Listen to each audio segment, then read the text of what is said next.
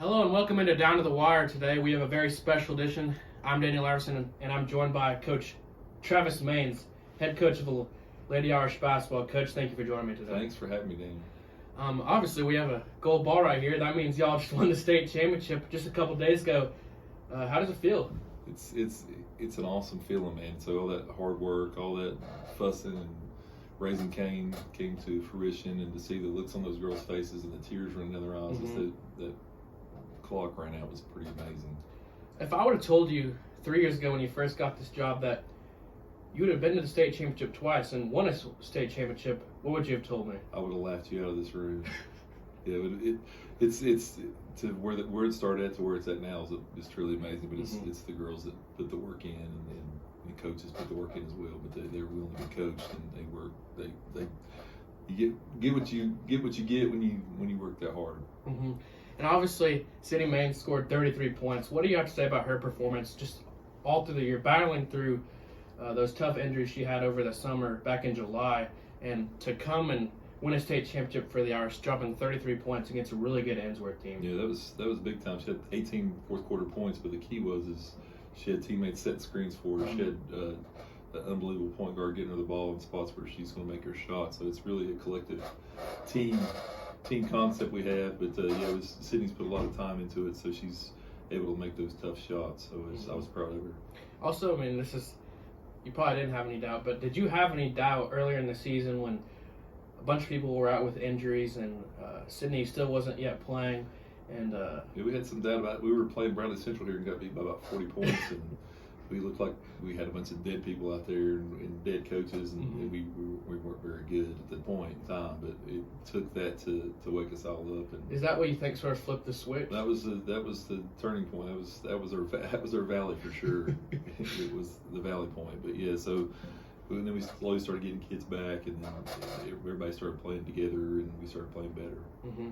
And also, your first year when you went to the state championship, you lost to Ainsworth, and then last year you lost to Ainsworth in the semifinals, and then this year you play Ainsworth again, and you beat them in the state championship. How special is that? And that's pretty awesome. You playing the number one player in the country against a former college coach at Western Kentucky, and we played better. We played better as a team, and that's why we won.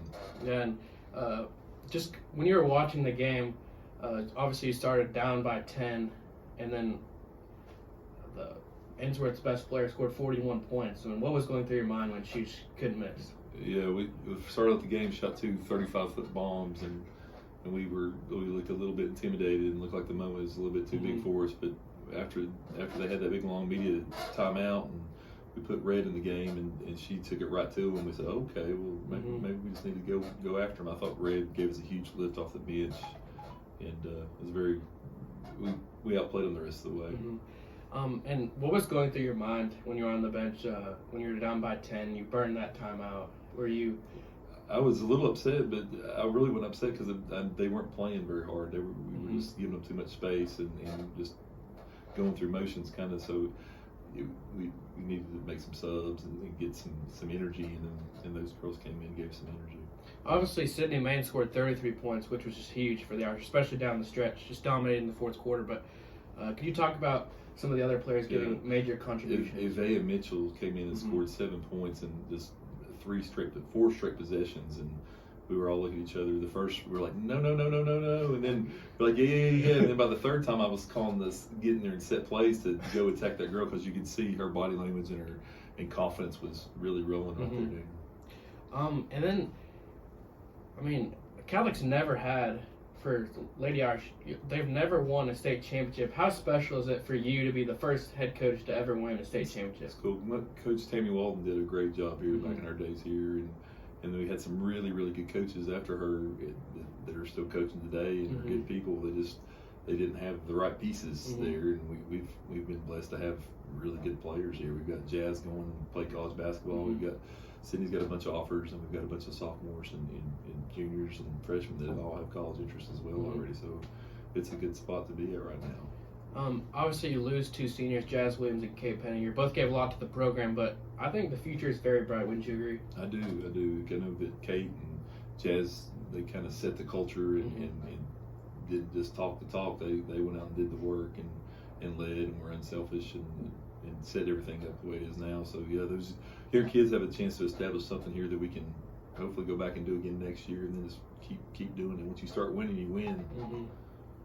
Do you think the dynasty has just begun? I hope, man. We're gonna work our rear ends off to keep it rolling. You know, we got good kids and good supportive parents and an administrative staff that supports us and allows us to coach the kids. And yeah, I think it's a good setup to win here. Yeah, I mean, you never know. It could go back to back, but we'll see what happens. We're gonna go after it. Yeah, we'll go after the Gatorade player again in Tennessee. We'll go after it again. And then you look forward to next year. Obviously, you lose the two seniors, like I already mentioned. But I mean, how excited are you to go compete for another state championship? Yeah, we got probably 8 of our top 10 all kids coming back. We probably got 90% of our scoring coming back, and the kids that are coming back they've got ceilings to get a lot better. So we just got to keep working and take up that void that Jazz and Kate are going to lose by them being out. But yeah, there's good players already in place to go compete for those roles. Yeah, I mean, it's sort of intimidating when you just see this gold ball right here. So I mean, I think you'd like to see a couple more of those. We got to get at least one more that don't have a big old giant dent back end of it, where we dropped it, or I dropped it shortly after we won it. So yeah, so it's symbolic of our season, and we just need to get one without a big dent in the back of the gold ball. Yeah, might look a little better in the trivia case, but I mean it will. We can hide that dent. Yeah.